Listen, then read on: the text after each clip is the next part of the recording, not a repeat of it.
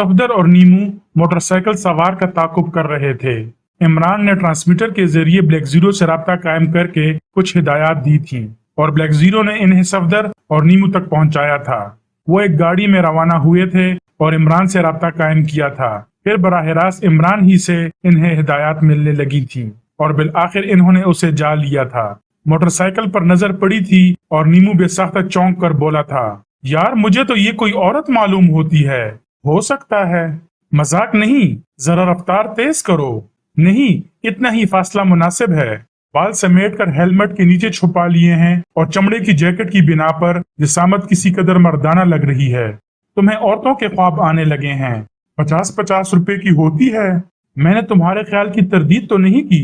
दफतन सफदर ने डैशबोर्ड के खाने से ट्रांसमीटर का रिसीवर निकाला और इमरान से मुखातिब हुआ। हम उससे करीबन 50 गज के फासले पर हैं। ठीक है, यही फासला बरकरार रखो। दूसरी तरफ से आवाज आई, मजीद कोई हिदायत? मैं अगले चौराहे से बाएं जानिब मुड़ूंगा, फिर 2-2.5 मील आगे जाकर अगर मौका देखो तो उसे घेरने की कोशिश करो। ख्याल रहे कि उसे वहीं से बराह रास्त साइको मेंशन पहुंचाना होगा। बेहोश करना पड़ेगा। जाहिर है। दूसरी तरफ से आवाज आई, डार्ट गन। बहुत बेहतर। सफदर ने रिसीवर डैशबोर्ड के खाने में रख दिया। ये खूब रही। मियाँ औरत है, इसे लिख लो। नीमू ने कहा, क्या फर्क पड़ता है? डार्ट गन चलाओगे बेचारी पर। अगर तुम किसी दूसरे तरीके से बेहोश कर सको तो मुझे कोई एतराज ना होगा। सफदर तवील सांस लेकर बोला। गाड़ियों की दौड़ जारी रही। अगले चौराहे से इमरान ने अपनी गाड़ी बाएं जाने मोड़ी थी और नीमू उछल पड़ा था। कमाल है, उसने सफदर के जानों पर हाथ मार कर कहा। इमरान साहब की गाड़ी में भी कोई औरत है। मैं भी तो कोई औरत नहीं लग रहा। मैं कसम खा सकता हूँ कि वो भी कोई औरत ही है। बस खत्म करो। होगी। एक औरत साथ और दूसरी ताकुब कर रही है। कुछ इधर उधर घरों में बैठी इमरान ही के गीत गा रही होंगी। आखिर तुम इतने हैरत ज़दा क्यों हो? औरतों के मामले में बेहद बदजौक आदमी है। सफदर कुछ ना बोला। मोटरसाइकिल भी बाएं जानिब मुड़ी थी। सफदर की गाड़ी का रुख भी उधर ही हो गया। चक्कर क्या है? नीमू ने थोड़ी देर बाद पूछा। चक्कर भी वही हजरत जाने। ये तरीक़ाकार बसा औकात बड़ी दुश्वारियों में डाल देता है। X2 की पॉलिसी बदलवा सको तो कोशिश कर देखो, हमें कोई इतराज ना होगा। सफदर सर हिलाकर बोला, यार बेहद खूंखार आदमी होगा, लेकिन इमरान साहब कभी कभी उससे भी अपनी बात मनवा लेते हैं। मस्खरे तो बादशाहों की भी धज्जियां उड़ा दिया करते थे। क्या बोलते रहना जरूरी है? सफदर ने खुश्क लहजे में कहा। खैर खत्म करो, अब तो आगे पीछे कोई गाड़ी भी दिखाई नहीं देती। करीब करीब सन्नाटा है। जरा सब्र करो, सफदर ने कहा और फिर रिसीवर डैशबोर्ड के खाने से निकालकर इमरान को मुतवज्जा किया। हेलो, उसने माउथपीस में कहा। अब आप अपनी गाड़ी की रफ्तार कम करके कच्चे में उतार दीजिए। ठीक है। दूसरी तरफ से आवाज आई। मोटरसाइकिल की रफ्तार भी कम हुई थी, लेकिन वो कच्चे में इमरान की गाड़ी के पीछे ना जा सकी। सीधी निकली चली गई। सफदर ने अपनी गाड़ी की रफ्तार बढ़ाई और मोटरसाइकिल के बराबर पहुंच गया। वो सचमुच औरत ही थी। जीन और जैकेट में मलबूस, सर पर हेलमेट इस तरह मंडा हुआ था कि बाल छुप गए थे। उसने सर घुमाकर कीनातोज नजरों से इन्हें देखा था। इधर सफदर ने अपनी गाड़ी को बाएं जानिब दबाना शुरू किया।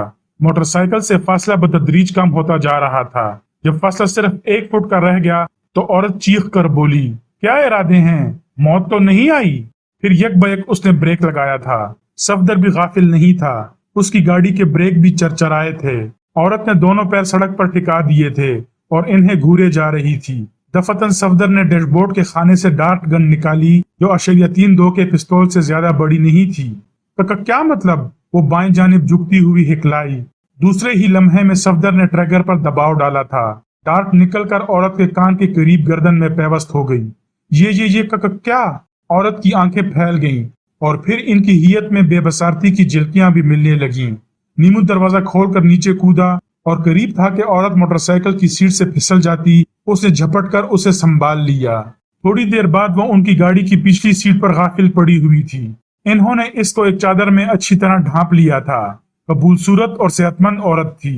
उम्र 25 के लगभग रही होगी। मकामी ही मालूम होती थी।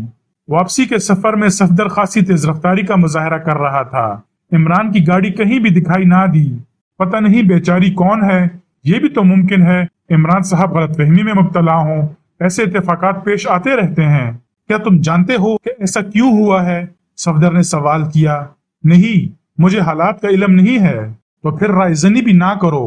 اوہو، میرا خیال ہے کہ پوری ٹیم میں ان کے سب سے بڑے طرفدار تم ہی ہو، اس لیے کہ میرے علاوہ شاید ہی کوئی انہیں اچھی طرح جانتا ہو، اور میں نے یہ بھی محسوس کیا ہے کہ وہ بات بات پر تمہارا مذاقہ نہیں اڑاتے، ورنہ شاید ہی کوئی بچہ ہو۔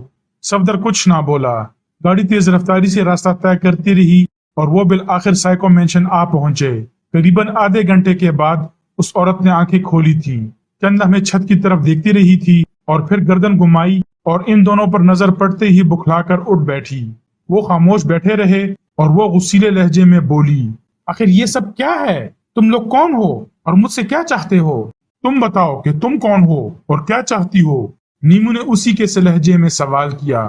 پاگل معلوم ہوتے ہو، کیا میں تم دونوں کو یہاں اٹھا لائی ہوں؟ ایسا مقدر کہاں اپنا؟ نیمو ٹھنڈی سانس لے کر بولا، واقعی ایسا مقدر نہیں ہو سکتا، کیونکہ صورت ہی سے چغت لگ رہے ہو، اس نے تڑ سے کہا، اور نیمو دھنگ رہ گیا۔ عورت کمزور اعصاب کی نہیں معلوم ہوتی تھی۔ اول جو اضطراب اس کے چہرے پر نظر آیا تھا، اب اس کا کہیں پتہ نہ تھا۔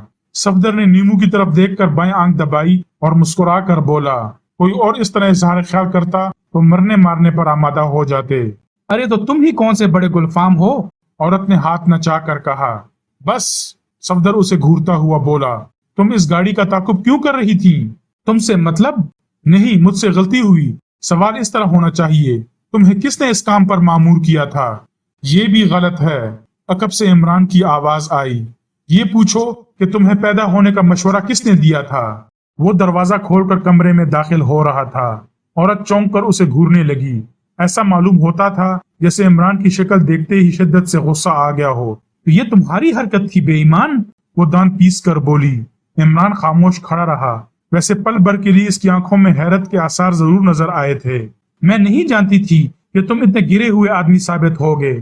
اب صفدر اور نیمو نے بھی آنکھیں پھاڑ پھاڑ کر عمران کو دیکھنا شروع کر دیا تھا، کیونکہ عورت کے لہجے سے ایسا معلوم ہو رہا تھا جیسے دونوں کے درمیان پرانی شناسائی ہو۔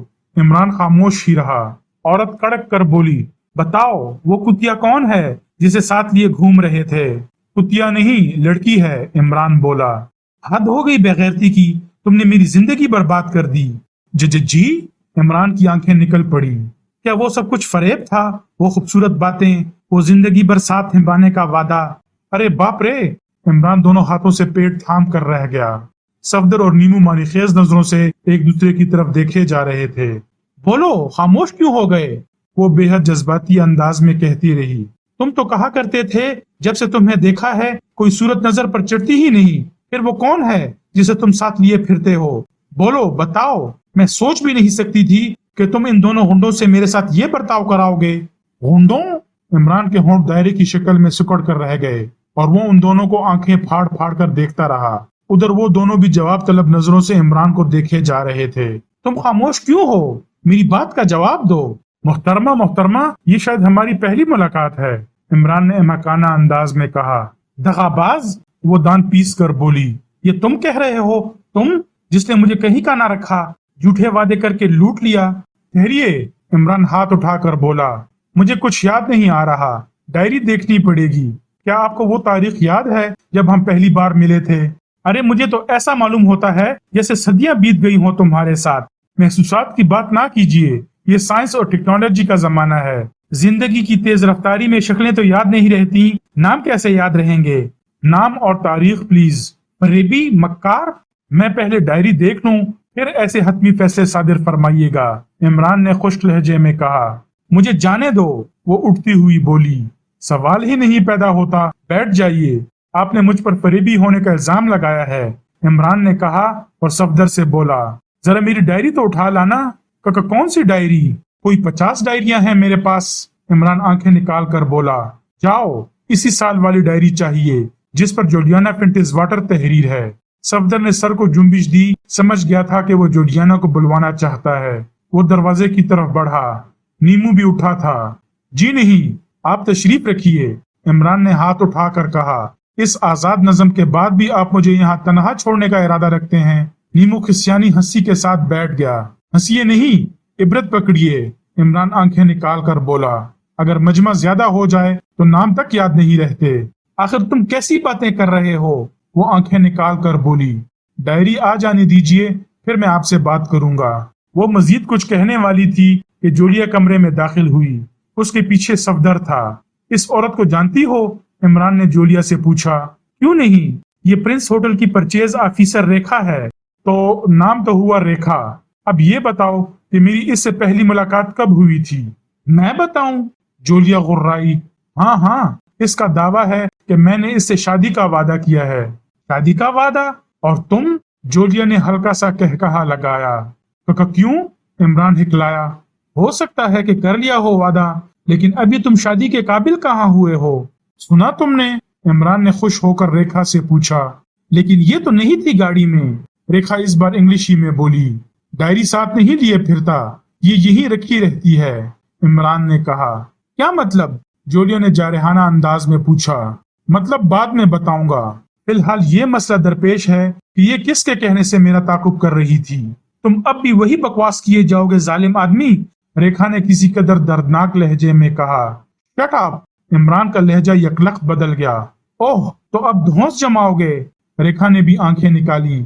इस वहम में ना रहना कि अब तुम्हारा बॉस अनवर सरदार तुम्हारे लिए कुछ कर सकेगा। मेरी मुमलिकत में किसी की भी नहीं चलती।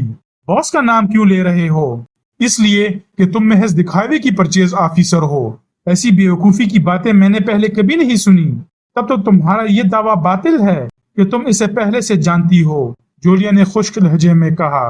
बेवकूफी की बातों के अलावा रखा ही क्या है इस बेचारे के पास? मुझे जाने दो। रेखा फिर उठी। हल्दा कार्लोस कहाँ है? इमरान उसकी तरफ बढ़ता हुआ बोला। मैं किसी हल्दा कार्लोस को नहीं जानती। हो सकता है ना जानती हो, लेकिन तुम्हें अनवर सरदार ही ने मेरा ताकुब करने का हुक्म दिया था। बॉस हुक्म देता है और मुलाजिम तामील करते हैं। शादी का वादा याद दिलाना ही शायद तामील हुक्म का दूसरा नाम है। वो तो मैंने बात बनाई थी। तो तुम्हें इतराफ है कि अनवर सरदार? हाँ, मुझे इतराफ है। मैं उस वक्त से तुम्हारी निगरानी कर रही हूँ जब से तुमने इनकी महबूबा मिस नौशाद के साथ घूमना शुरू किया था। बेहद शकी मिजाज आदमी है। ये दूसरी हुई। इमरान सर हिलाकर बोला। क्या मतलब? अगर तुम इस हद तक उनके अंदरूनी मामलात में दखील हो तो फिर हल्दा कार्लोस के बारे में बहुत कुछ जानती होगी। कहते रहो। वो लापरवाही से शानों को जुम्बिश देकर बोली। यहाँ से बाहर नहीं जा सकती और तुम्हें मजीद सोचने का मौका भी देना चाहता हूँ, इमरान ने कहा। फिर उसने दूसरों को भी बाहर चलने का इशारा किया था और दरवाजे की तरफ बढ़ गया था। रेखा जहाँ थी वहीं बैठी रही। वो चले गए और उसने दरवाजे के कफल में कुंजी घूमने की आवाज सुनी। यकबयक उसके चेहरे पर सराइस्मगी के आसार दिखाई दिए, जैसे अब तक महज दिखावे के लिए अकड़ कायम रखी थी। मिस नौशाद की समझ में नहीं आ रहा था कि अब क्या होगा। वो एक बड़ी सी इमारत में लाई गई थी और इमरान उसे वहीं छोड़कर चला गया था। अपने नाबीना बाप के लिए परेशान थी। जब मुकर्ररा वक्त पर वो घर ना पहुंची होगी तो उसका क्या हाल हुआ होगा। मिस नौशाद की आंखें भर आईं। इमरान ने वादा किया था कि उसके बाप की भी हिफाजत की जाएगी, लेकिन किस तरह? उसे कहाँ ले जाया जाएगा, उसकी वजाहत नहीं की थी। यहाँ इस इमारत में कई अफराद थे और उनका रवैया खादिमाना था। थोड़े थोड़े वक्फे से पूछते रहते थे कि उसे किसी चीज की जरूरत तो नहीं। ठीक 8 बजे इन्हीं में से एक ने इतला दी थी कि उसकी फोन कॉल आई है और उसे उस कमरे में ले गया था जहां इंस्ट्रूमेंट रखा हुआ था। दूसरी तरफ से इमरान की आवाज आई। तुम्हें कोई तकलीफ तो नहीं है? कतई नहीं, लेकिन मेरे पापा, मुतमईन रहो, वो महफूज हैं और इन्हें सब कुछ समझा दिया गया है। खुद भी सरकारी मुलाजिम रह चुके हैं, इसलिए इन्हें हालात का अंदाजा है। तुम इस वक्त उनसे फोन पर गुफ्तगू कर सकोगी? क्या इन्हें रिसीवर दूं? नहीं, फिलहाल मैं खुद में हिम्मत नहीं पाती। आखिर मैं इन्हें क्या बताऊंगी? ठीक है, मैं समझता हूँ। हाँ, प्रिंस की परचेज ऑफिसर रेखा को जानती हो? बस सूरत आशना हूँ, कभी बातचीत नहीं हुई। वही हमारा ताकुब कर रही थी। मैं समझी थी कोई मर्द है। मर्दाना लिबास में थी और खासे फासले पर थी, इसलिए मैं भी अंदाजा नहीं कर पाया था। तो इसका क्या हुआ? होता क्या? वापस जाकर अपने बॉस को इत्ला नहीं दे सकी। तो मुझे कब तक यहाँ रहना पड़ेगा? जब तक जरूरत होगी। वैसे तुम्हारे पापा तुमसे ज्यादा दूर नहीं हैं, इसी इमारत में हैं, लेकिन मैं भी मुनासिब नहीं समझता कि तुम अभी उनसे मिलो। लेकिन मैं फौरी तौर पर आपसे मिलना चाहती हूँ। कोई खास बात? हो सकता है कोई खास बात पैदा हो ही जाए। अभी तक मैं आपकी बातों का जवाब देती रही हूँ, आपसे कुछ नहीं पूछा। फोन पर पूछ सकती हो, क्या ये मुनासिब होगा? फिक्र ना करो, यहाँ की लाइनें महदूद निजाम से ताल्लुक रखती हैं। आपने मुझे ये नहीं बताया कि आखिर ये सब कुछ हो क्या रहा है। तुमने भी तो अभी तक नहीं बताया कि उसने तुम्हें इस काम पर आमादा कैसे किया था। तुम ऐसी तो नहीं मालूम होती कि कोई गैर कानूनी काम कर गुजरो। मैं कोई गैर कानूनी काम नहीं कर रही थी। मुझे इन बड़े अफीसरों की गैर कानूनी हरकत का पर्दाफाश करना था जो कानून का एहतराम नहीं करते। तुम्हारी बात बिल्कुल समझ में नहीं आई। रिसीवर रख दो, मैं खुद ही आ रहा हूँ। और फिर 5 मिनट के अंदर ही अंदर वो कमरे में दाखिल हुआ था। तुम तो रह रह कर होश उड़ा रही हो, उसने उसे बैठने का इशारा करते हुए कहा और खुद भी सामने वाले सोफे पर बैठ गया। इमरान साहब, हकीकतन मुझसे कोई जुर्म सरजद नहीं हुआ।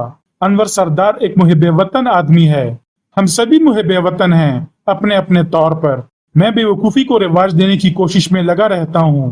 हो सकता है अनवर सरदार के सिलसिले में मुझे कोई गलतफहमी हुई हो। बड़ी मेहरबानी होगी तुम्हारी अगर इस सिलसिले में मेरी रहनुमाई करो।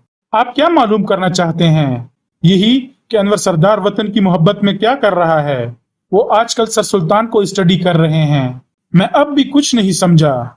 इन्हें क्या हक पहुंचता है कि वो आप जैसे गैर मुतल्लिक आदमी को सरकारी राजों से आगाह करें?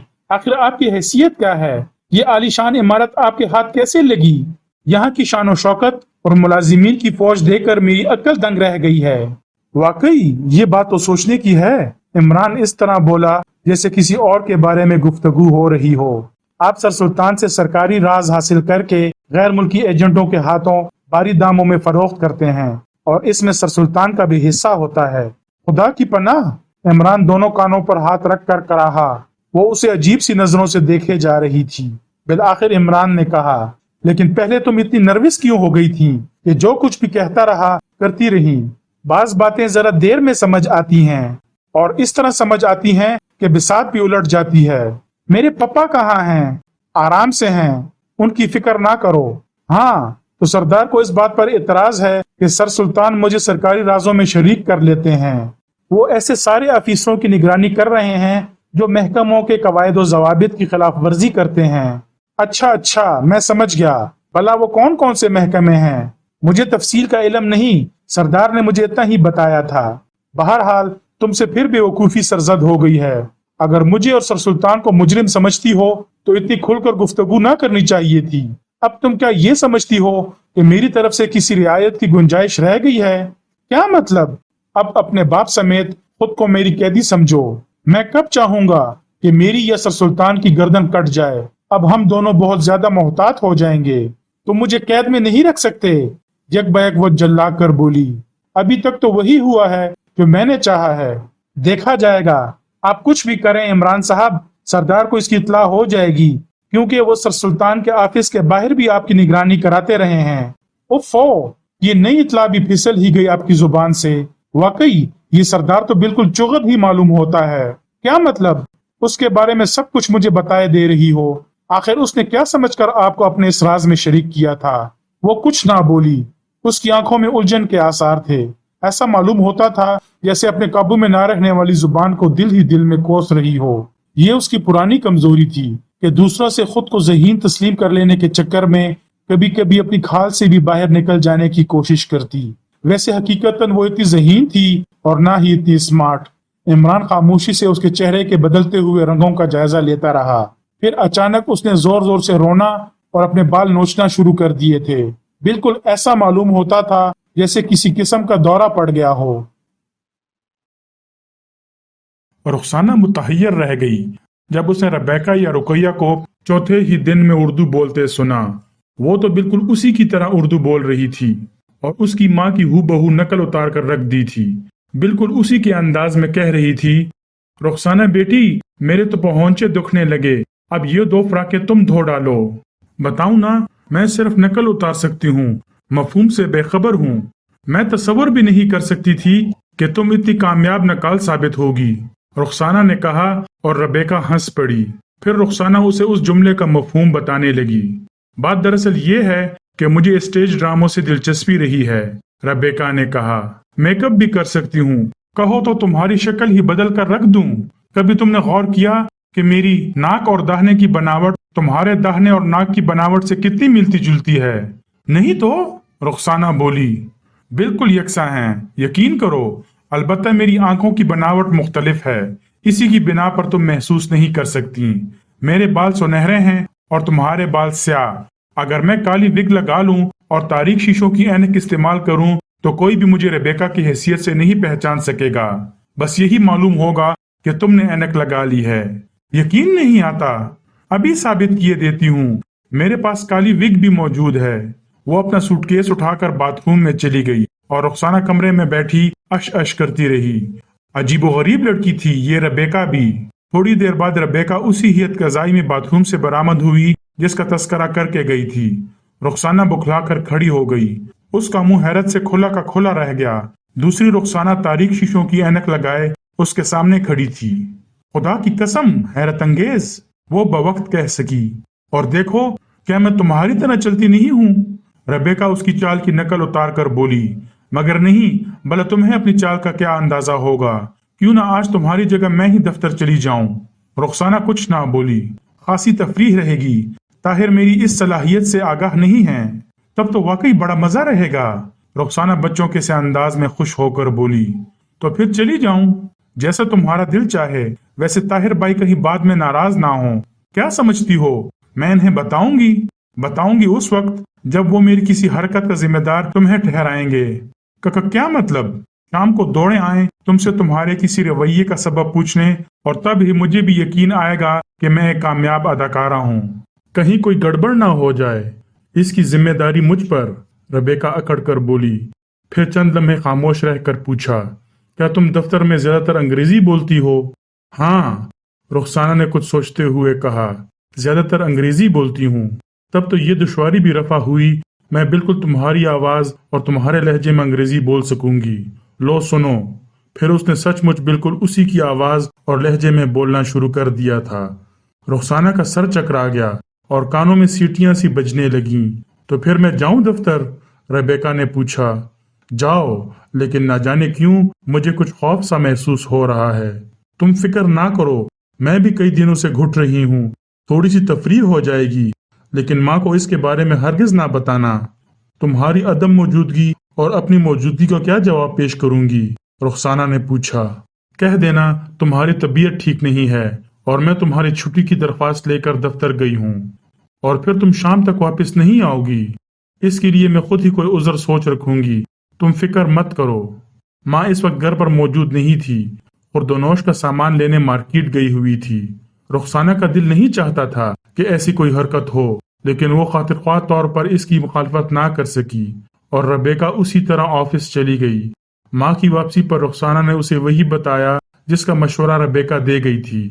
फिर जैसे वक्त गुजरता रहा, माँ की तशवीश भी बढ़ती रही थी। तुमसे बड़ी गलती हुई रुखसाना, उसने कहा। ऐसी कौन सी आफत आ गई थी? तुम कल खुद ही अर्जी लिख कर दे देती। अगर कोई गड़बड़ हुई तो हम ताहिर को क्या मुंह दिखाएंगे? बस गलती हुई अम्मी, वो भी तो बहुत जिद्दी है। जिस बात पर अड़ जाती है कर ही के दम लेती है। रुखसाना ने बेचारगी से कहा। अल्लाह की हिफाजत में दिया, माँ ठंडी सांस लेकर बोली। वैसे शाम होते होते उसकी हालत खराब हो गई थी। आखिर ठीक 4:30 बजे रेबेका की आवाज सुनाई दी। वो स्याह बुरके में वापस आई थी। चेहरे पर नकाब भी पड़ी हुई थी। बुरका उतारा तो उसमें रेबेका ही बरामद हुई, रुखसाना नहीं। रुखसाना खामोशी से उसे देखती रही थी। माँ से कह दो कि मैंने बुरका खरीदा था और सारे शहर में घूमती फिरी थी। कई दिन से घर में बैठे बैठे तंग आ गई थी, रेबेका ने कहा। माँ ने रुखसाना के तवस्सुत से अपनी परेशानी का इजहार किया था और रेबेका हंसकर बोली थी, माँ को इत्मीनान दिला दो कि मैं कोई नन्ही सी बच्ची नहीं हूँ, अपना तहफ़्फ़ुज़ खुद कर सकती हूँ। वो बात खत्म हो गई थी और रुखसाना ने उसे दफ्तर के बारे में पूछा था। बस मजा आ गया, वो हंसकर बोली। कुछ ही देर बाद शायद ताहिर भी पहुंच जाएं। आखिर हुआ क्या? ताहिर से बहैसियत रुखसाना लड़ गई थी। तब तो इन्होंने तुम्हें पहचान लिया होगा, सवाल ही नहीं पैदा होता। फिर क्या किया तुमने? कुछ भी नहीं, कूली बैठी रही। 2 बार केबिन में माजरत करने आए थे, लेकिन मैंने लिफ्ट नहीं दी। खुदा की पनाह, फिर बाद में इन्हें बताया था या नहीं? क्यों बताती? बहैसियत रुखसाना गई थी और उसी तरह वापस आई हूँ। ये तो बहुत बुरा हुआ, लेकिन लड़ाई कैसे हुई थी? कुछ कागजात टाइप करने के लिए भिजवाए थे, मैंने गलत सलत टाइप करके वापस कर दिए और फिर दोबारा टाइप नहीं किए। वाकई बहुत बुरा हुआ। अब मैं उनका सामना कैसे करूंगी? मैं क्या जानूं, रेबेका ने लापरवाही से कहा। अरे ये तुम कह रही हो? मैं ही कह रही हूँ। मजा तो अब आएगा जब माँ कहेगी कि रुखसाना तो आज ऑफिस ही नहीं गई, और वो किसी तरह भी तुम्हारी बातों पर यकीन नहीं करेंगे और तुम खामोश रहोगी। मेरी हैसियत एक तमाशाई की होगी। क्या ये कोई अच्छी बात होगी? रेबेका कुछ ना बोली। इस वक्त वो बेहद संजीदा नजर आ रही थी। रुखसाना बार बार हैरत से उसे देखने लगती। और फिर 1 घंटे के बाद ताहिर भी आ पहुंचा था। रुखसाना को यही मुनासिब मालूम हुआ कि लहक कर उसका इस्तकबाल करे। वैसे उस पर खिस्याहट का दौरा भी पड़ गया था। खुदा का शुक्र है तुम्हारा मूड तो ठीक हुआ, ताहिर ने संजीदगी से कहा। मुझे हैरत है कि आज तुम्हें क्या हो गया था। आप क्या कह रहे हैं? मेरी तो समझ में नहीं आ रहा। आज तो मैं दफ्तर ही नहीं गई थी। मैं भी यही समझना चाहता हूँ कि आज तुम दफ्तर ही नहीं गई थी, ताहिर ने कहकर ठंडी सांस ली। खुदा की कसम आज मैं दफ्तर नहीं गई थी। माँ से पूछ लीजिए। क्यों इस किस्म की बातें कर रही हो? खैर होगा, चलो इससे ये तो जाहिर होता है कि तुम्हें अपने रवैये पर निदामत है। उन दोनों के दरमियान इंग्लिश में गुफ्तगू हुई थी, लेकिन रेबेका लाताल्लुक बनी बैठी रही। ना कुछ बोली थी और ना किसी मौका पर हैरत का इजहार किया था। रुखसाना की समझ में नहीं आ रहा था कि क्या करे, क्योंकि सच्ची बात बता देने में मजीद शर्मिंदगी उठाने का खदशा भी लाहक हो गया था। अगर रेबेका अपने कॉल के मुताबिक मुकर जाती तो शायद ताहिर रुखसाना की दिमागी सेहत की तरफ से मशकूक हो जाता। लिहाजा उसने तय कर लिया कि खुद अपनी जुबान से कुछ ना कहेगी, और फिर ताहिर ने भी ये बात खत्म कर दी थी।